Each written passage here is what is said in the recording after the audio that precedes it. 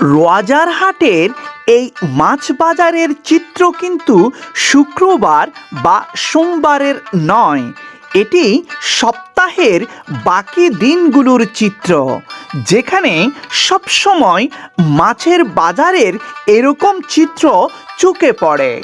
অনেক মানুষ অফিস শেষে যখন বাসায় ফিরে তখন এখান থেকে মাছ কিনতে দেখা যায়।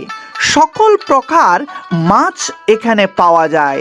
বিশেষ করে নদীর মাছের জন্য এই রাজারহাটের মাছ বাজারের বেশ নাম আছে।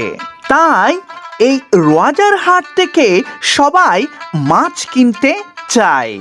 এই সম্পর্কে আপনার মন্তব্য কমেন্টের মাধ্যমে জানাবেন আশা রাখি। আর ভিডিওটি ভালো লাগলে অবশ্যই শেয়ার করার অনুরোধ রইল। ধন্যবাদ।